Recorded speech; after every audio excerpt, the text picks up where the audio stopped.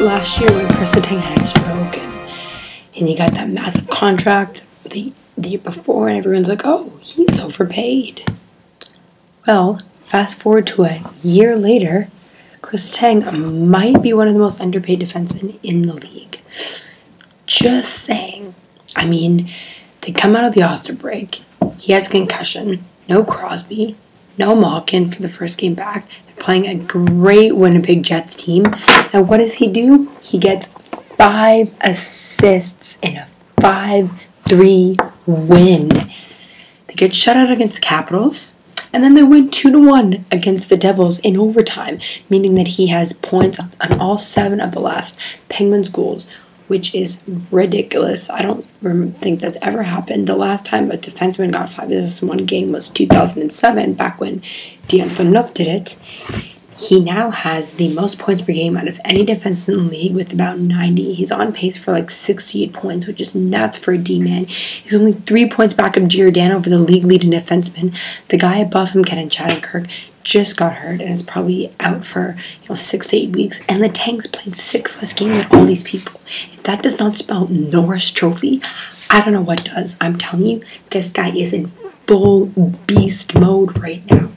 Full beast mode, and it's amazing. It's amazing.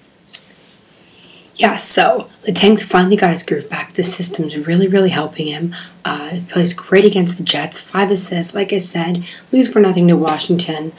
Penguins, really didn't play all that well. Holtby was great, but Penguins got shut down. They have not scored a goal against Washington yet this season, which for a team that normally lets Washington up is quite sad and surprising, especially considering Crosby's back in the lineup.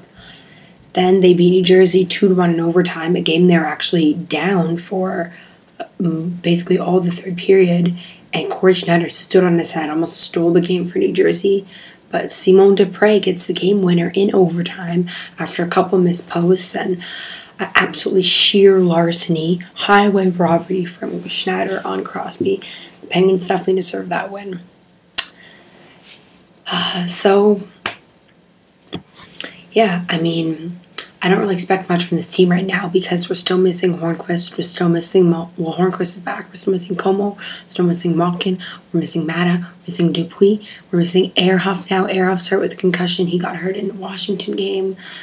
Tried to hit Ovechkin, kind of missed, fell down and his head on the ice. He's probably out for long amounts of time. Derek Pouliot and both Scott Harrington are up. Scott Harrington had a bit of a rough outing against New Jersey. I really like him as a prospect, and I thought he was NHL ready. He looked really good at the beginning of the year, but the more I see him play, the more I think, maybe he needs a little bit of seasoning. It is only his first pro season, so, he will learn. He will get better. His first or second, I think maybe his second pro season. He's very, very smart. He's very good decision making. But I think the game may be a little bit too fast for him. But I do like where he's going. I do think that he will be a really good defenseman in the NHL for years to come.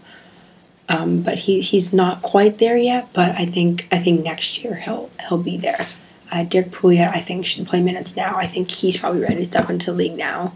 He's a very, very talented defenseman, and if the team shelters his minutes, then, he'll be fine. He can produce offense, and which is basically what you need in this league, and Harrington's more of the level-headed, two-way D-man, good skater, and they're both very good, and then you got Dumoulin down in the minors, who I think is probably the most NHL ready out of all of them right now.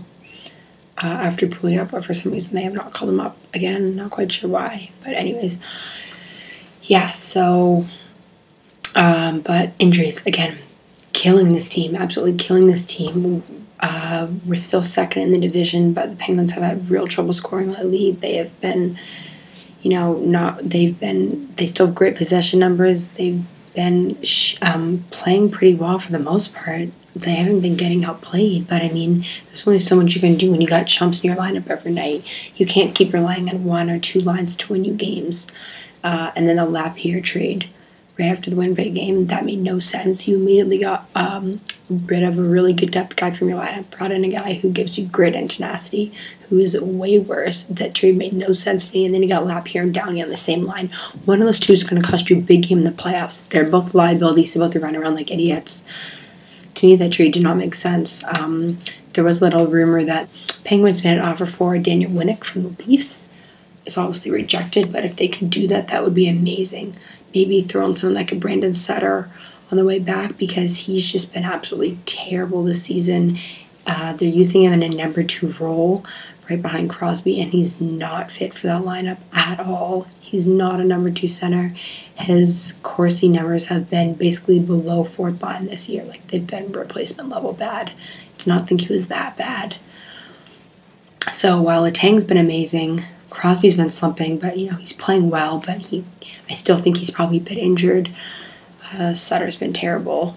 So Fleury's also, I think, worn out. He's playing way too much, and you have a really good backup in Greiss. You gotta use him more.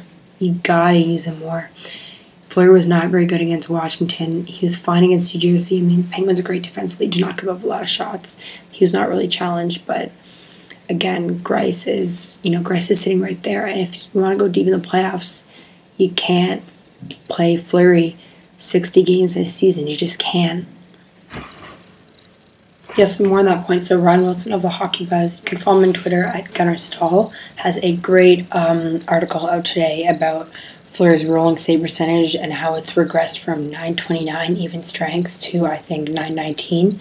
Even strength is the most accurate way to measure goalie save percentage, which is still above average, but that is a huge drop from what it was even a couple months ago. It goes back to what I said about he's tired, he's worn out, he's playing too much. Like, you have a really good backup in there. You should definitely use him because, like with Crosby, like with Malkin, he's going to hit a wall come playoff time, and it's not going to be a good thing. So definitely recommend checking that out. I'll put it in the link below if you guys want to look it out, but just look at it. But just search Hockey Buzz Ryan Wilson. I know it's not a really good site, but he's very good. So yeah, anyways, that's all for this one. Please like if you like this video. Subscribe if you really like it. Watch out for my Nashville Predators video. I made that separately because I'm going to have a big rant. I'll probably film that tonight or tomorrow. And yeah, alright, hope you have a good day. Bye.